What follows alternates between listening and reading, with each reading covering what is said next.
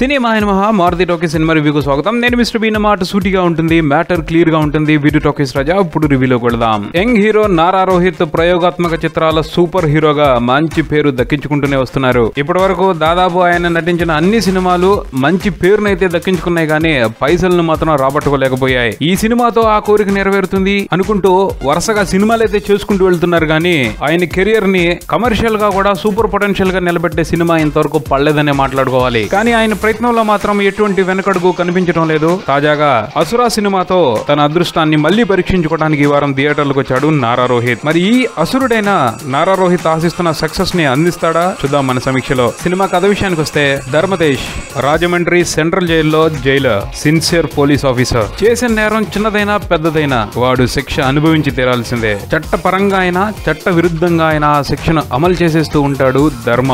నేరస్తుడు శిక్షింపబడాలి అన్నది అతని సిద్ధాంతం. అలాగే డ్యూటీ చేసుకుంటూ వెళ్ళిపోతూ ఉంటాడు. అతని ప్రవర్తన చూసి యావత్ డిపార్ట్మెంట్ అతన్ని రాక్షసుడు అని పిలుస్తూ ఉంటుంది. ఈ క్రమంలో చంద్రశేఖర్ ఎలియాస్ చార్లీ ఖైదీగా సెంట్రల్ జైలుకు వస్తాడు. ఓ తీవ్రమైన నేరం కింద అతనికి ఉరిశిక్ష వేయబడింది. అక్కడికి వచ్చిన చార్లీ జైలు నుంచి తప్పించుకునే ప్రయత్నాలు మొదలు పెడతాడు. ధర్మ అతన్ని ఉరి తీసేయాలని డిసైడ్ అవుతాడు. ఇక వీళ్ళిద్దరి మధ్యన క్లాష్. ఈ క్లాష్ పరిణామాలేంటి? చివరికి ధర్మ కోర్ట్ ఆర్డర్ ప్రకారం చార్లీని ఉరి తీయగలిగాడా లేదా అన్నది సినిమా మిగిలిన కథ. సినిమా విశ్లేషణ విషయానికి వస్తే, నారా రోహిత్ ఇప్పటి వరకు ఏదైతే తన సినిమాలకు సంబంధించి మంచి నిర్ణయాలు తీసుకుంటున్నాడో అది ఈ సినిమాకి సంబంధించి కూడా తీసుకోవడం జరిగింది. అలాగే ఏవైతే గతంలో ఆయన సినిమాలకు సంబంధించి పొరపాట్లు జరిగాయో ఆ పొరపాట్లు ఈ సినిమాలో కూడా జరిగాయి. ఇంతకీ ఈ అసురా సినిమాకి సంబంధించి నారా రోహిత్ తీసుకున్న మంచి నిర్ణయం ఏమిటి అంటే, ఈ సినిమా కథని ఎంచుకోవడం. వైవిధ్యం ఉన్న పాయింట్ తో కూడిన కథని ఎంచుకోవడంలో నారా రోహిత్ ఎప్పుడూ ముందుంటున్నాడు. ఈ అసురా కథకు సంబంధించి కూడా మంచి ఇంట్రెస్టింగ్ పాయింట్ ఉంది. ఇంతవరకు ఈ పాయింట్ ని తెలుగు సినిమాలో ఎవరు టచ్ చేయలేదని అనుకోవాలి. పోతే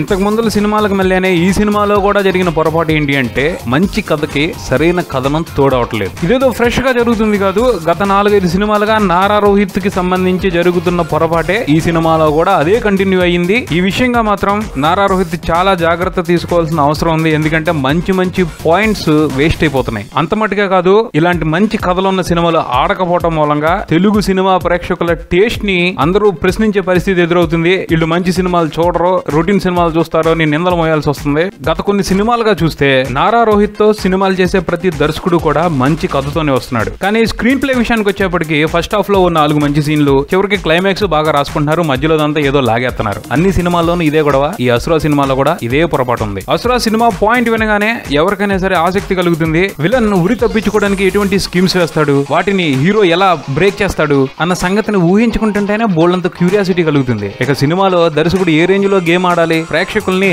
సీట్ ఎడ్జ్ మీద కూర్చోబెట్టేయాలి. కానీ అటువంటి పరిస్థితి ఈ సినిమాలో ఎక్కడా కనిపించదు. ఫస్ట్ హాఫ్ లో కొన్ని మంచి మంచి సీన్స్ తో సినిమా మీద ఇంట్రెస్ట్ కలిగిస్తాడు దర్శకుడు. అతను ఇచ్చిన ప్రోత్సాహంతో మిగతా సినిమా మీద బోల్డ్ అంతా ఆసక్తి పెంచుకుంటాం. ఏదో చూపించబోతున్నాడు, విచిత్రం ఏదో చేయబోతున్నాడు, ఉత్కంఠ కలిగించబోతున్నాడు అని. కానీ అటువంటి అవకాశం ఎక్కడా తీసుకోకుండా సినిమాని బోరింగ్ గా లాగేసి క్లైమాక్స్ ముందు ఒక చిన్న ట్విస్ట్ తో సింపుల్ గా ముగించేశాడు. ముఖ్యంగా సెకండ్ హాఫ్ అంతా కూడా లాగినట్టే అనిపిస్తుంది. దానికి తోడు హీరో లవ్ ట్రాక్ పెద్ద యాప్ట్ గా అనిపించలేదు. అలాగే పాటలు సినిమా ఫ్లో ని డిస్టర్బ్ చేసినట్టు అనిపించాయి. అలానే ఈ సినిమాకి సంబంధించి ఇంకో mistake, hero villain characterization. 2 characters కి కూడా విపరీతమైన బిల్డప్ ఇచ్చాడు చెప్పడంలో, వాళ్ళు వీళ్ళు అనుకోవటంలో. కానీ ఆ క్యారెక్టర్ రియల్ గా వ్యవహరించే తీరులో ఆ క్వాలిటీస్ కనిపించవు. అంటే విలన్ మహా నటోరియస్, వీడు పరమ భయంకరమైన వ్యక్తి, ఇలా బిల్డప్ ఏదో ఇచ్చారు. కానీ అతను వ్యవహరించే తీరులో అది కనిపించదు. చాలా నార్మల్ గా ఉంటాడు. హీరో కూడా అంతే. రాక్షసుడు అది ఇది అని ఏదో చెప్పుకున్నారు, కానీ ఆ రాక్షసుడికి ఉండాల్సిన లక్షణాలు ఒక్కటి కూడా కనిపించవు ఆ పాత్రలో. ఇలాంటి మిస్టేక్లు కొన్ని ఉన్నప్పటికీ ఈ సినిమా దర్శకుల్లో విషయం ఉంది. దర్శకుడు కృష్ణ విజయ్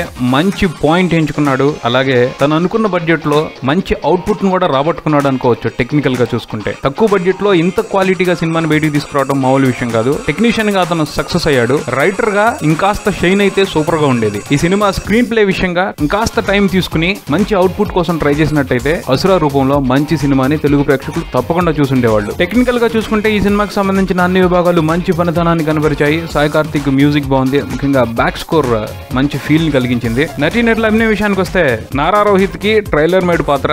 ఇలాంటి పాత్రలు నారా రోహిత్ మాత్రమే చేయగలడు అన్నట్టుగా ఉన్న పాత్ర బాగా చేశాడు. కాకపోతే ఒక టైప్ ఆఫ్ పాత్రలకే నారా రోహిత్ పరిమితం అయిపోతున్నాడేమో అనిపిస్తుంది. ఈ విషయంగా రోహిత్ కొంచెం ఆత్మావలోకనం చేసుకోవాల్సిన పరిస్థితి కనిపిస్తా ఉంది. లుక్ విషయానికి వస్తే రోహిత్ మరింత శ్రద్ధ పెట్టాల్సిన అవసరం కూడా కనిపిస్తా ఉంది. హీరోయిన్ గా నటించిన ప్రియా బెనర్జీ గురించి ఎక్కువగా మాట్లాడుకోవాల్సిన విషయం అయితే ఈ సినిమాలో లేదు. ఆమె కేవలం పాటలకే పరిమితమైంది ఎక్కువగా. ఇక రవివర్మకి మంచి పాత్ర దక్కింది. కాకపోతే ఆ పాత్రని సరిగా తీర్చిదిద్దుకోవడం మూలంగా అతనికి నటించడానికి స్కోప్ తగ్గింది. వీళ్ళు కాకుండా మిగతా నటినట్లు వారి పాత్రలు తగ్గట్టు బాగానే చేశారు. మొత్తంగా ఈ అసురా సినిమా గురించి మాట్లాడుకోవాలి అంటే వైవిధ్యమైన కథా వస్తువు ఉన్న రొటీన్ ట్రీట్మెంట్ ఫిలిం. కామెడీ గట్రా ఎంటర్టైన్మెంట్స్ కూడా లేవు కాబట్టి టైం పాస్ కూడా కష్టమే. కాకపోతే సినిమాల మీద ప్రేమ ఉండి కొత్త దర్శకుడు ఎలా తీసాడరా సినిమాని అని తెలుసుకోవాలనే కుతూహలం ఉంటే ఈ సినిమాని తప్పకుండా ఒకసారి చూడండి. ఇది అసురా సినిమాకి సంబంధించిన రివ్యూ. మరో రివ్యూతో మళ్ళీ కలుద్దాం. Keep watching Maruthi talkies. Mister Bean talkies Raja. Thank you.